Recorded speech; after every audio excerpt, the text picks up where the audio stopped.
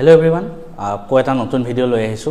Ajir video to prottekjon government job aspirantor karone hoy practical kotha kom moi nijo life ot jekhini face korisilo hekhini kotha apnalok kom apnaloke olopan holo motivation pabo karon ami jetia kiba eta exam preparation koru ami ketia koru আমি normally আমার graduation complete কৰাৰ পিছত কৰো ঘৰত থাকি পেলাই আৰু সেই সময়খিনি আমাৰ কাৰণে বহুত কষ্টকৰ হয় কাৰণ মই কম সময়তে জবটো পাই গলো বহুতে হয়তো নাপায় ম্যাক্সিমামে নাপায় 3-4 বছৰ লাগি যায় সেই 3-4 বছৰ আমাৰ কাৰণে বহুত কষ্টকৰ হৈ পৰে কটোৱাটো আৰু স্পেশালি ঘৰৰ মানুহে কয় যে লৰা হলে বেছিকে কয় এনি আছে ঘৰত বেকাৰ পৰি আছে উছৰ সুবুৰীয়া মানুহে হাহে তো মোৰ ক্ষেত্ৰটো হৈছিল ঠিক আছে মই সমাজে প্ৰিপাৰেচন কৰিছো বহুত মেন্টাল প্ৰেছাৰ পাইছিলো হেতু সময় কেনেকৈ হ্যান্ডেল কৰিব লাগে অলপমান আপোনালোকক গাইডেন্স দিবলৈ চেষ্টা কৰিম মই মোৰ কথাখিনি ফাৰ্স্ট কৰি লৈছো মই বিটেক কৰিলো এনআইটি শিলচৰৰ পৰা মই সৰুৰ পৰা পঢ়াত বহুত ভাল আছিল আৰু পাৰ্চেন্টেজ বহুত ভাল আছিল সকলোৱে জানে তো মই যেতিয়া মোৰ ঘৰৰ কিছুমান ফ্যামিলি প্ৰবলেমৰ কাৰণে সবে জানে মই এনআইটি শিলচৰৰ পৰা মই প্লেসমেন্টত যোৱা নাছিলো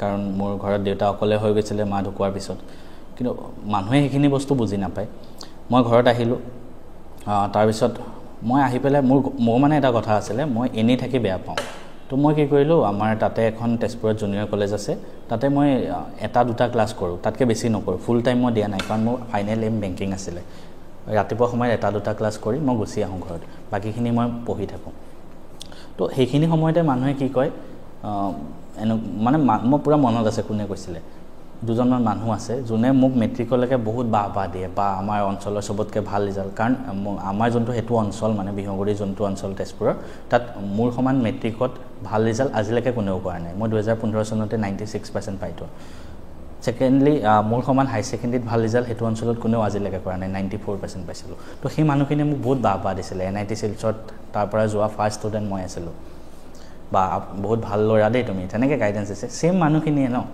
মোৰ দেউতাৰ আগত আহি কি কয় ইমান পঢ়ি শুনি কি ইয়াতে পঢ়াব গল এইখন কলেজতে পঢ়াব গল হাহে মানে ইটো হেতু কৈ হাহে এই ইয়াৰ লৰাটো বেকাৰ ঘৰত বহি আছে মই সমাহতে ইমান কথা শুনিছিলো তেনেলে ভাবকচোন নৰমালি 2-3 বছৰ থাকি এজন এসপিৰেন্টে এটা জব পায় কিমান মানুহে কথা শুনায় আসলতে হেতু কৰিব নালাগে কিন্তু আমাৰ মানুহ কথা কোৱাটো উস্তাদি আমাৰ অসমীয়া মানুহখিনি অকমান মানে বেলেগক ইটিকিং কৰাত উস্তাদি মই মোৰ ইউটিউব চেনেলৰ কমেন্ট সেকশনতে দেখো মানে নিজে একো নকৰকে লাগিলে লাইফত ঠিক আছে নিজৰ লাইফত লাগিলে একো নিজৰ লাইফটো মানে একদম খেলিমেলি হৈ বেকাৰ পৰি আছে একো নাই কিন্তু মোৰ ইউটিউবত কমেন্ট দিব আহে বেয়াকে যে এটো হেতুহে হয় আপুনি নাজানে মই হাঁহি উঠে কিন্তু মই এনেকুৱা মানে ফেস পাৰ কৰি আহিছো তো 2-3 বছৰ আপোনাৰ লাগিব কিবা এটা এক্সাম ক্ৰেক কৰোতে 1 বছৰ লাগিব পাৰে 2 বছৰো লাগিব পাৰে খালি এটা কথাই মনত ৰাখিব নিজক সদায় স্থিৰ ৰাখিব সেই মোমেন্টত মই কাকো একো ৰিপ্লাই দিয়া নাই মোক জুনে কিবা কথা কৈছিলে মই কাকোৱে দিয়া নাই অকল এজন নহয় মোৰ নিজৰ আনকি স্কুলৰ টিচাৰেও বেলেগৰ আগত কৈ আছিল যে এই এনেকুৱাহে আছে এনে আছে তো মই কাকোৱে একো কোৱা নাই সেই মোমেন্টত তাৰ পিছত মই এটাই কথা ভাবিছো মই যেতিয়া এক্সাম এটা ক্ৰেক কৰিম সেইদিনা মই কাৰবাক কিবা কম বা একো নকলো সেইদিনা মই বিন্দাস ওলাম এটা কথা মনত ৰাখিব আপুনি 2 বছৰ 1 বছৰ যিমান এক্সাম প্ৰিপেয়াৰ কৰে আপুনি যিবিলাক ফ্যামিলি গেদাৰিং হয় যেনেকৈ বিয়া সভা ভাওনা বিয়া কাৰবা হকাম সেইবিলাক আপুনি এটেন্ড কৰাৰ পৰা বিৰত ৰাখিব নাযাব ইমানকে কাৰণ সেইবিলাকত গলে আপোনাৰ ডিমোটিভেশন হ'ব দুটা কাৰণত এটা হ'ব আপোনাৰ পৰিয়ালৰ বেলেগ কোনোবাই ভাল জব কৰি আছে হেতুক গৈ পেলাই ইটোৱে চিনাকি কৰাই দিব ও ই ভাল ই ইয়াত জব কৰি আছে দেই ই ইয়াত পালে এবাৰ আপোনাৰ দেখি মনটো বেয়া লাগিব ভাবিব মোৰো এনেকুৱা হোৱা হলে সেকেন্ডলি আপোনাক কোনোবাই কিবা এটা কথা শুনাই যাব যে বাবু কি কৰি আছা তুমি বিএ পাস কৰিলা নহয় এতিয়া কি পঢ়ি আছা বা এতিয়া কি পঢ়ি আছা বুলি নকতে এনে আছা নেকি ঘৰতে মানে হেতু কথা হৈ যায় যে ডিমোটিভেট পুৰা ফিল কৰা হয় তো এটা কথা মনত ৰাখিব সমাহ এবছৰ যিমান লাগে নিজকে ডিসিপিয়াৰ কৰি দিও বাহিৰৰ জগতখনৰ পৰা আঁতৰাই দিওক নিজৰ এটা বেলেগ জগত বনাই লওক মই হেতু কৰিছিলো মই সমাহ কি কৰিছিলো বাহিৰৰ জগতখনৰ পৰা কমপ্লিট কাট অফ মই ইনষ্টাগ্ৰাম আনইনষ্টল কৰা নাই কাৰণ ৰিলস মাজে মাজে চাই থাকো হেতু নকৰাটো ভাল আচলতে মই ইনষ্টাগ্ৰামত ফটো একদম এনআইটিত থাকোতে দিছিলো তাৰ পিছত এখন দিলু সাগে তাৰ পিছত এইবিলাক কথা শুনি মোৰ মনটো বেয়া লাগি গল মই ইনষ্টাগ্ৰামৰ ফটো ডিলিট কৰি দিলো হেখন তাৰ পিছত মই এটা কথাই ভাবিছো মই যেদিনা জব পাম সেইদিনা মই ইনষ্টাগ্ৰামত ফটো দিম আৰু মই যেদিনা 1 এপ্ৰিলৰ ৰিজাল্ট দিছে সেইদিনা মই ইনষ্টাগ্ৰামত আকৌ ফটো দিছো ফেসবুকত আকৌ ফটো দিছো নিউ বিগিনিং বুলি তো এই যিখিনি 6 মাহ 7 মাহ এবছৰ যিটো আপোনাৰ ফেজ হয়, যিটো আপোনাৰ প্ৰিপাৰেশ্যনৰ ফেজ হয়, সেই ফেজটো পৰাপক্ষত আপুনি বেলেগক নক'ব যে আপুনি কি এক্সাম প্ৰিপাৰেশ্যন কৰি আছে। মানুহে চকু লাগে বুলি কয় ন, সেইটো কিন্তু মানে চাওক ছায়েন্সৰ যুগত মানুহে ইমান বিশ্বাস নকৰে, কিন্তু কথাটো নোহোৱা নহয়। কাৰণ নৰ্মেলি আপোনাৰ ওচৰত সদায় ভালকৈ কোনোবাই কথা পাতি থাকিব, কিন্তু সিহঁতে আপোনাৰ বেয়াটোৱে বিচাৰিব সদায়, যে ই নাপাওক, ই যেন নাপায়, ৰিজাল্টৰ দিনা ইয়াৰ যেন নামটো নাহে, সেনেকেই বেছিভাগ মানুহে বিচাৰে। মই নিজৰ প্ৰেক্টিকেল লাইফৰ পৰা কথা কৈছোঁ, ফেমিলি হওক, ফ্ৰেণ্ডছ হওক, চবেই সেনেকেই বিচাৰে। তো নোকোৱাটো বেছি ভাল কি কৰি আছে। কোনোবাই আপোনাক সোধে কি কৰি আছা, বিন্দাছ কওক যে মই কিবা এনেই ঘৰত আছোঁ, কিবা এক্সামৰ প্ৰিপাৰেশ্যন কৰি আছোঁ। এই 6 মাহ 7 মাহ এবছৰ যেনেকৈ থাকক, আপুনি ঘৰত থাকক, বিহু পূজা ইমানকৈ ওলাই যাব নালাগে। ধৰক ওলাই গ'ল নিজৰ ফ্ৰেণ্ডছৰ পৰা এদিন বা দুদিন ওলাই গ'ল ধৰক, বাকী নিজৰ ফ্ৰেণ্ডছৰ পৰা কমপ্লিটলি নিজক কাট অফ কৰি অকলে লৈ আহক নিজক। মই কৈছোঁ ন, এনেকুৱাকৈ ভাবক যে এক্সামটো ক্ৰেক কৰাৰ পিছত মোৰ ওচৰত যেতিয়া এটা জব থাকিব, সেই জবটো লৈ পেলাই মই চবকে দেখাম, আৰু তাৰপিছত চবেই সেইটো বস্তু দেখক। মই যাতে ফেচবুকত এতিয়া পোষ্ট নিদিওঁ, ডাইৰেক্ট পোষ্ট দিম যে started working at this organisation. নিজকে ভাবকচোন কিমান এটা ভাল লাগে। এতিয়া আপুনি এই IBPS এক্সাম প্ৰিপাৰেশ্যন কৰি আছে, কিবা এক্সাম প্ৰিপাৰেশ্যন কৰি আছে, বেংকিঙৰ কথা যদি কৈছোঁ, 1 এপ্ৰিলত ৰিজাল্ট দিয়ে সদায়। ভাবকচোন 1 এপ্ৰিলত আপোনাৰ নামটো থাকিলে কিমান ভাল লাগিব সেই লিষ্টখনত।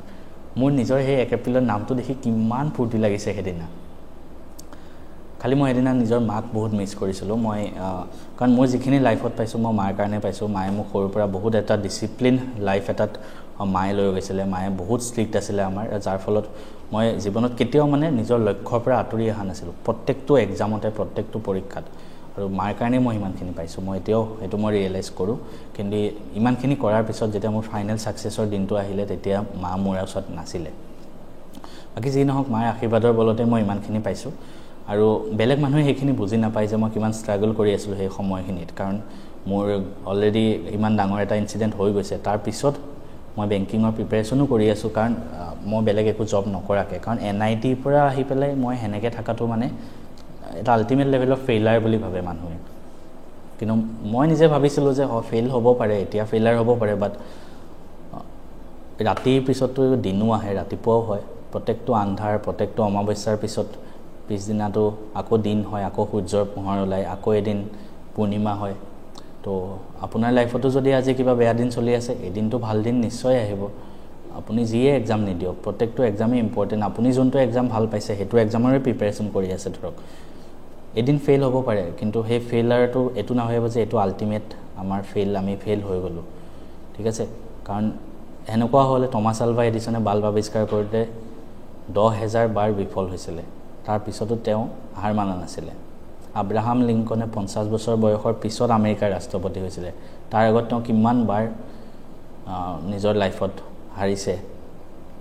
তো সেইটোৱে কথা। এই 6 মাহ আপুনি নিজকে বাহিৰৰ জগতখনৰ পৰা আঁতৰাই আনক। নিজৰ পঢ়া টেবুল, ইউটিউবত নিজৰ কোচিংখিনি চাওক, ভিডিঅ'খিনি চাওক, নিজৰ যিখিনি ক্লাছ আপুনি কৰে, কিতাপখিনি চাওক।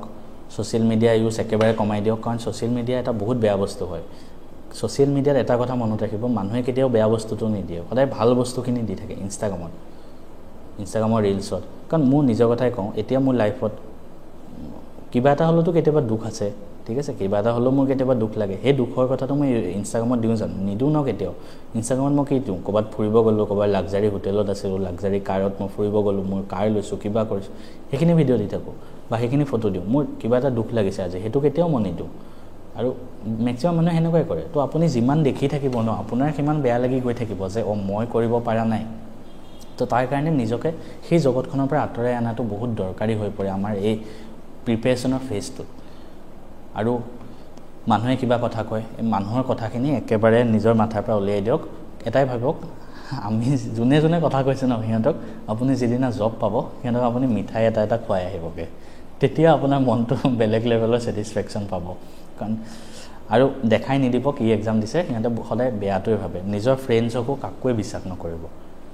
এই ফেজটোত ন বহুত হাৰ্ড হৈ পৰে আমাৰ কাৰণে, এই ফেজটো আমি পাৰ কৰাটো।